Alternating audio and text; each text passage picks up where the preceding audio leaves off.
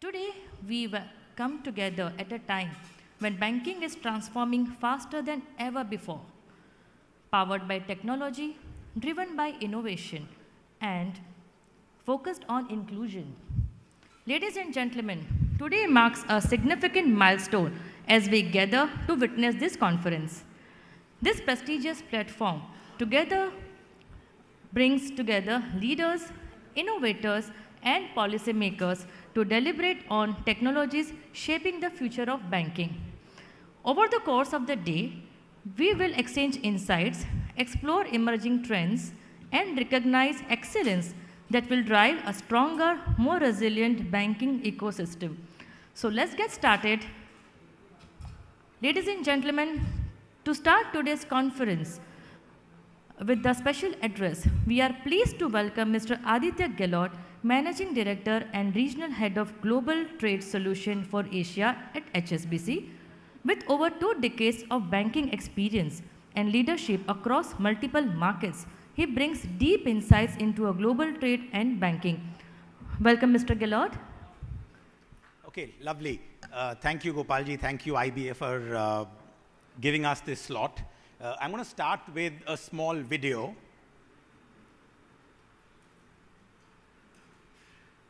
And we're talking about technology, so I hope it works. (1996) quake.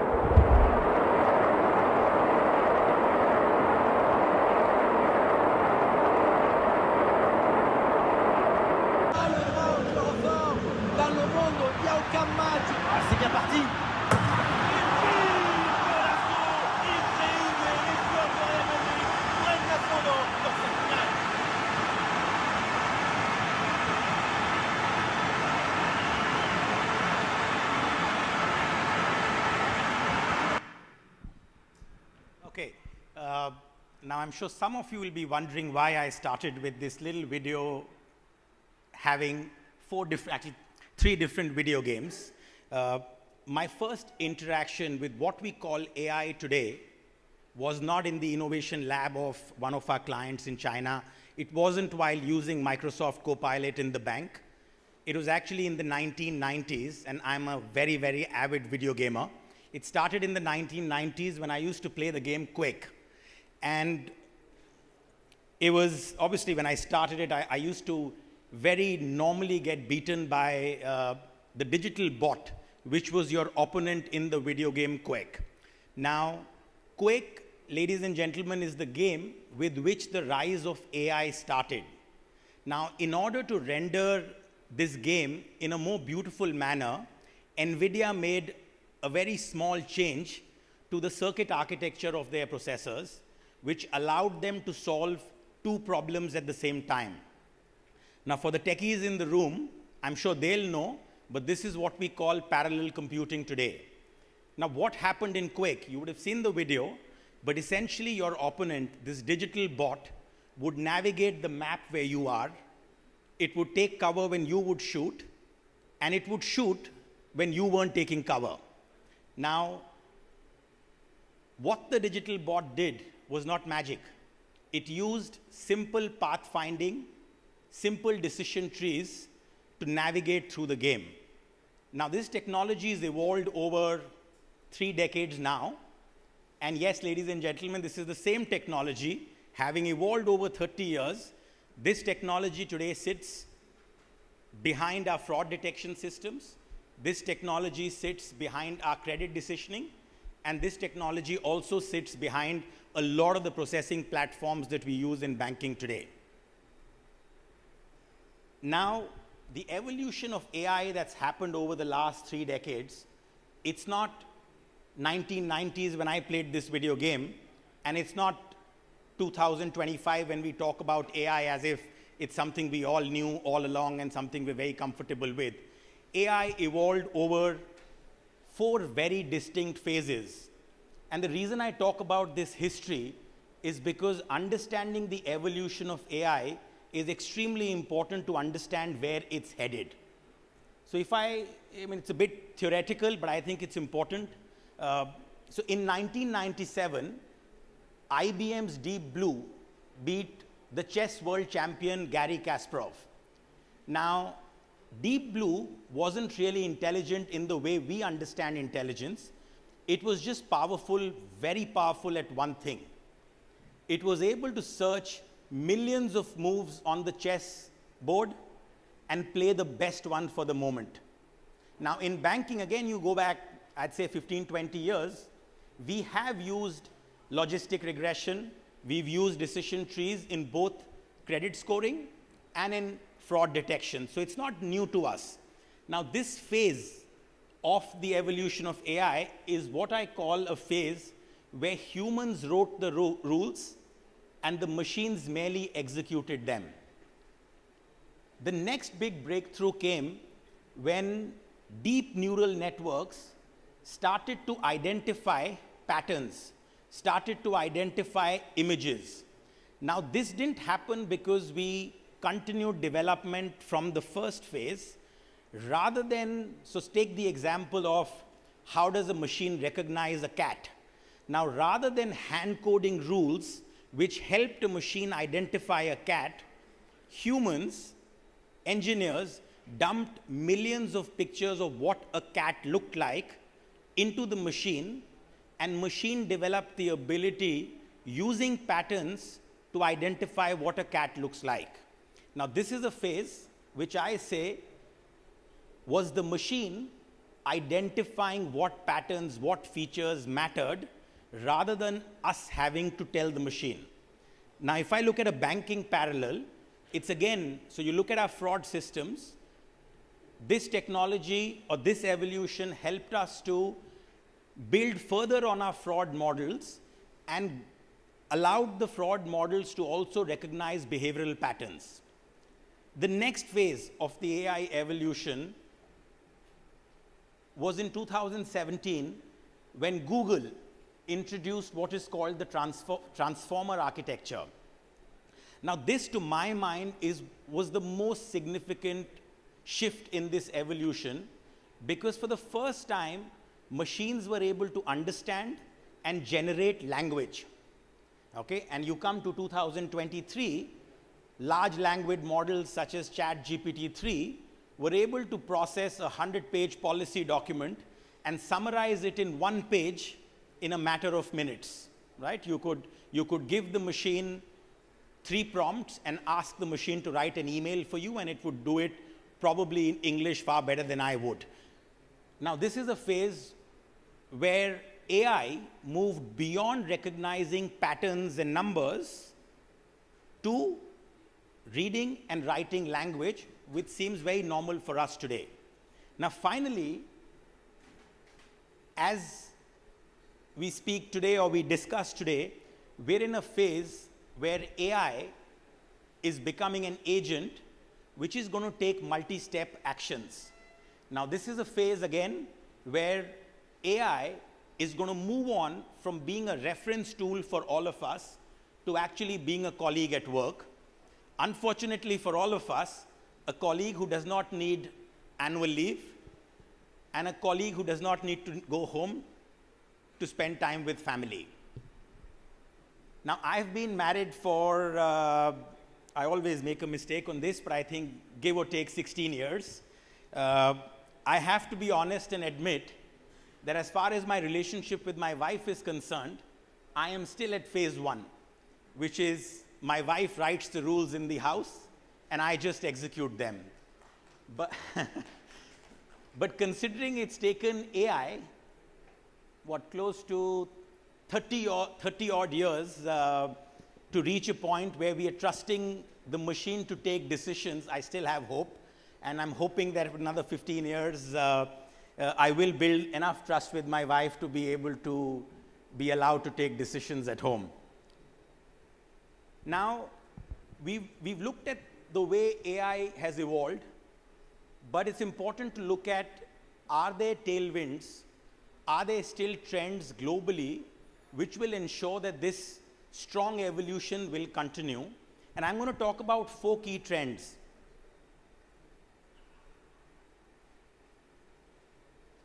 The first one, money.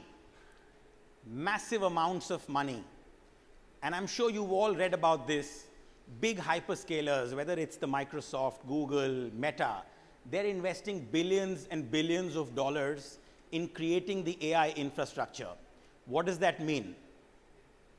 These big giants are going to continue to build the pipes, and as they build the pipes, tools are going to follow. And tools, which are extremely expensive today, I'm sure you'll all agree will become commodities, and hopefully for all I know the HSBC, our IT colleague is here, but for all our IT colleagues in the room, it would mean that the IT budgets that we'll have to work with every year would be much, much lower than what we think of today when we think of implementing AI. The other one, which talks about the models themselves, so the models are evolving, the models are getting better, and most importantly, the models are getting specialized. So today, we deal with a lot of generic models. With time, we will see very, very domain-specific models come up. So you'll have a model for financial services, you'll have a model for healthcare, you'll probably have one for legal. So you'll have models by industry. It's a trend that's actually already happening for those of you who use AI tools. So, we all talk about ChatGPT, but is ChatGPT the best model for creating videos? I mean, some people say it's probably Grok. Is ChatGPT the best model for creating presentations? Someone will argue it's probably Gamma. So you already see for usage, there are specific, domain-specific, job-specific models that are coming up, and they'll obviously always be better than using generic models. The third one, war for talent.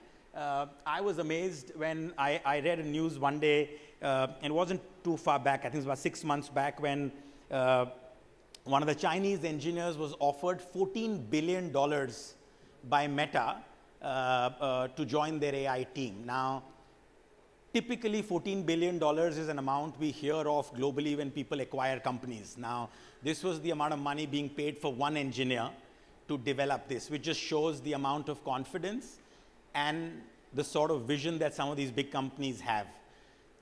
The reality is, behind every fancy model AI deployment that we see, there is an engineer who understands machine learning, there's an engineer who understands data engineering. Unfortunately, these resources are very scarce and super expensive. The last one, and I think it'll in the future turn out to be the most important one, is how do we monetize all these investments?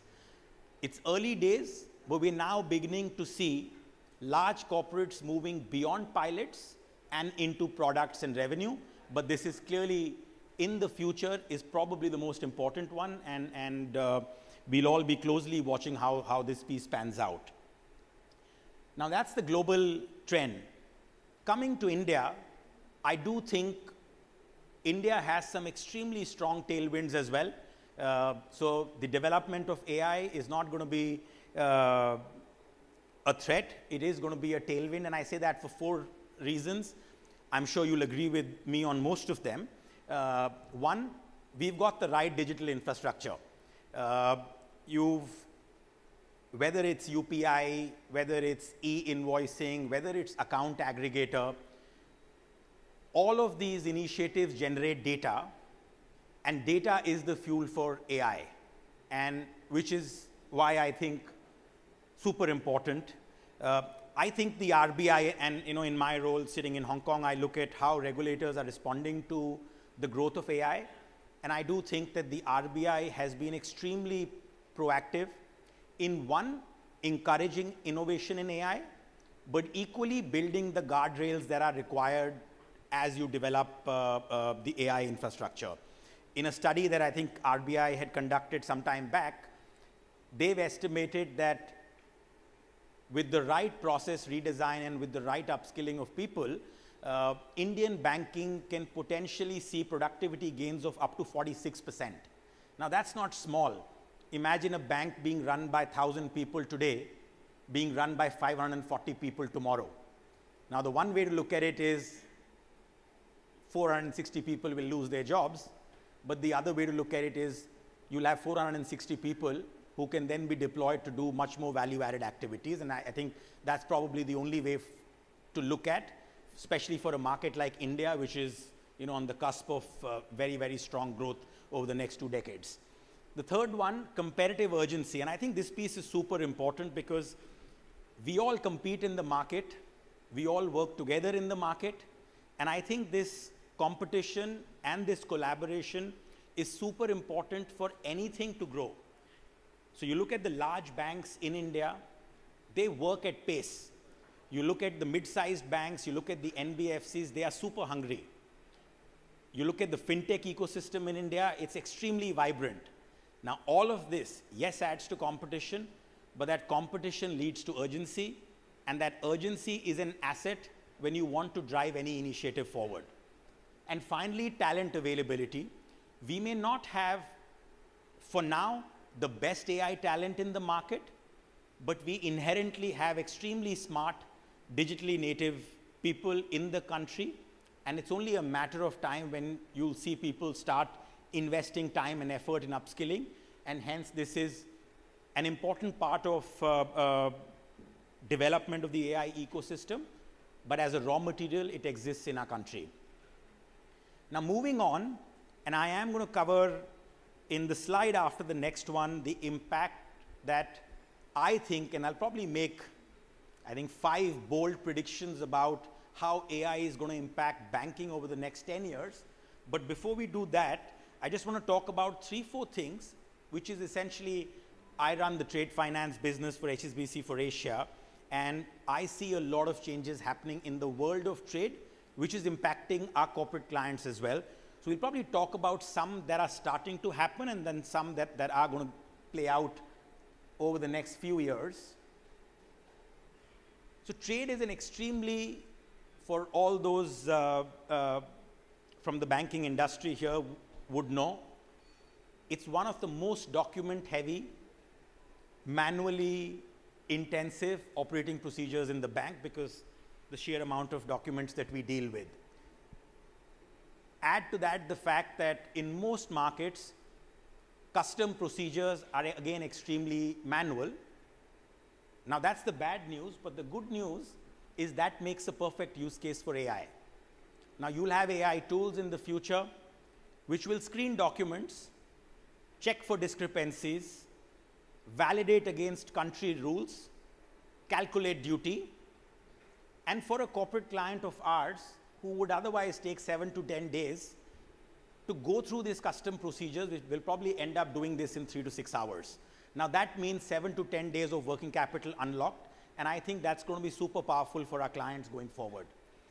The second one, which is when we talk about supply chains, there is so much value today that's tied in supply chains for our corporate clients because of lack of visibility.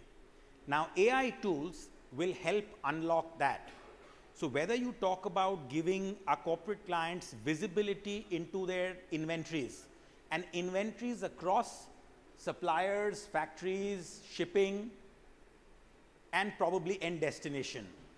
Whether you talk about forecasting demand, AI tools are going to be used for pretty much everything by our corporate clients, and that again will lead to supply chains which are much smarter. I am 100% sure that there'll be a time when it won't be us taking decisions, or it won't be people within our corporate clients who will be taking decisions on what to do when there is a supply chain disruption. It'll be an AI tool which will tell them what the alternative best shipping route is in case there is a disruption. Sustainability, super important topic for all of us. I think everyone knows that almost 2/3 of all carbon emissions globally actually sit in scope 3. So they sit in the supply chains. Now, a lot of our large corporates, so say a large retail buyer in the US, they grapple with how to estimate.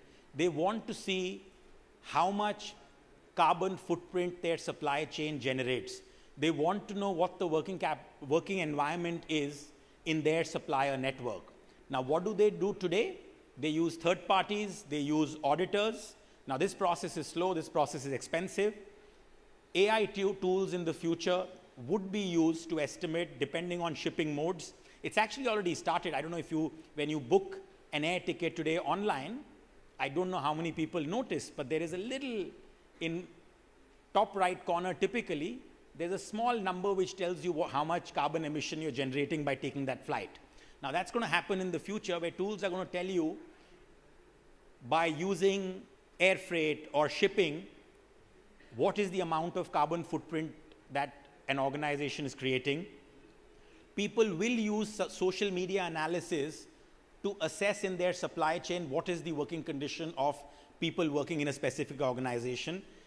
And people will use satellite imagery to verify presence of suppliers and how the working conditions are in the suppliers who are part of a supply chain of a large corporate. Finally, and I think this is very, very important for all of us. Now, I am making the statement from the perspective of what's happening between countries, what's happening between corporates. There is a divide that is emerging based on investments that people are making in AI. The large corporates, the larger markets are making significantly more investments into AI, which means the benefits from that investment will accrue to the larger markets or the larger corporates, which would then mean that they will be able to invest a lot more in AI, which then creates the existing inequality between, I presume that ring is for me, but this says 9 minutes though, but so I'll try and wrap it up in the amount of time that's left. And this AI divide is only going to increase, and that is super relevant to us. I'll touch upon this a little later. Finally, I'm going to make 5 predictions about how AI will impact banking over the next 10 years. These are not guesses, okay? I'm not very tech savvy. I'm not a massive visionary. These are just extrapolations of what we're seeing in the market already. It's quite likely that of these 5 predictions, I'll probably get 3 wrong. And the reason I'll get 3 wrong, I don't think is because they'll be completely off. The reason I'll get 3 wrong is because I don't believe I'll be able to estimate how much more change will come. My estimate here would be what we can see today.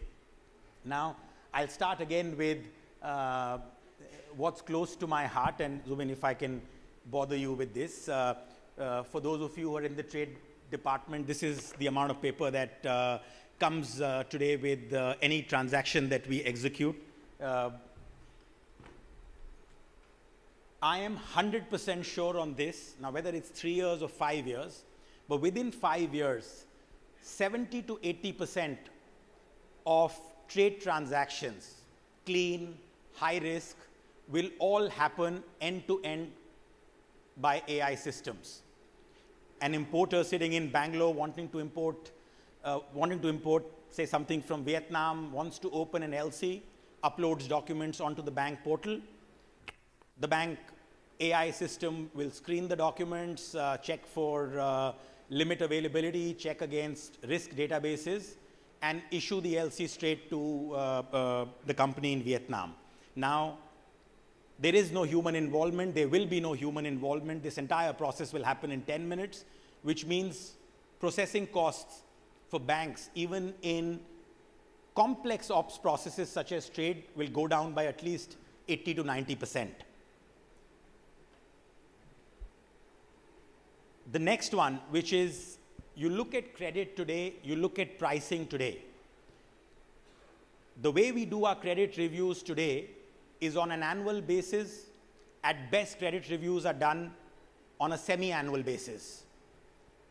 The way we operate, and I've been an RM a long part of my working life, we look at dated financials, we go talk to the CFO, and then we take a decision on whether to increase limits, reduce limits, or maintain limits.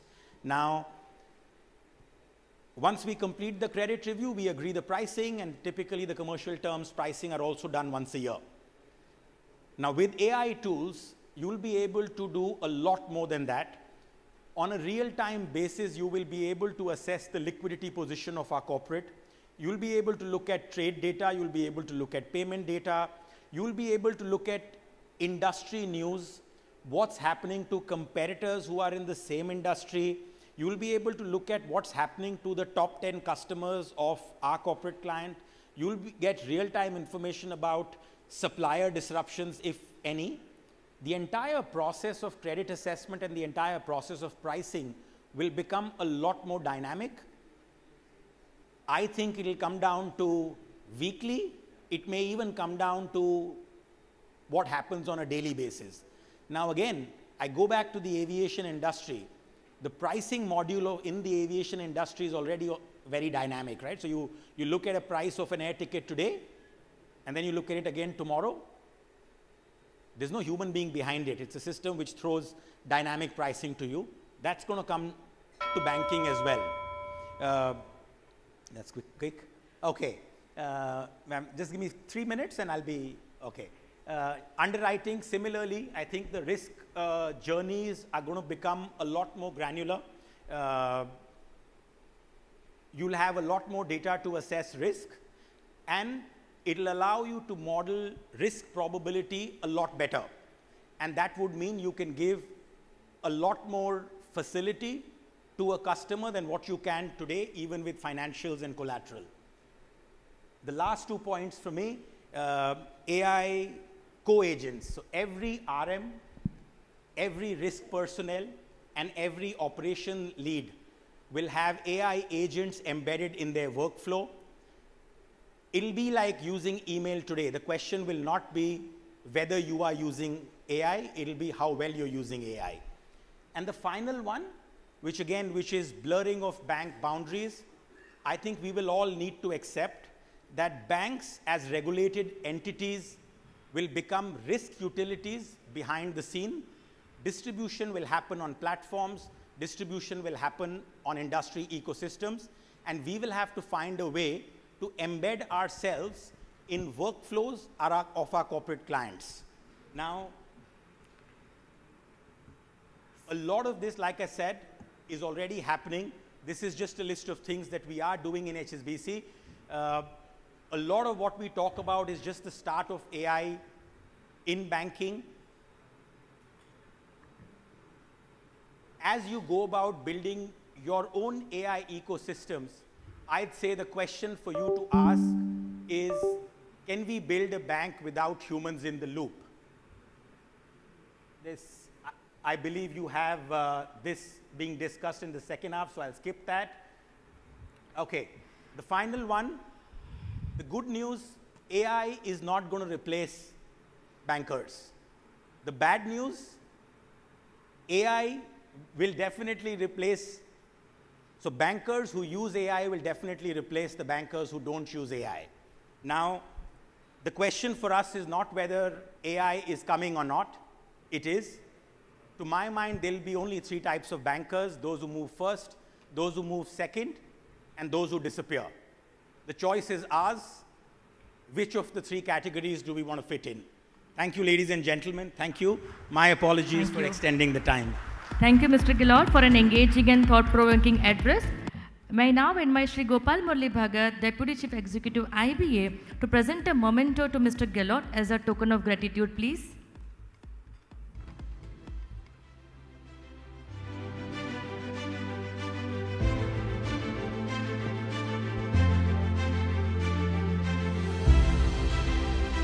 Can we have a round of applause, please?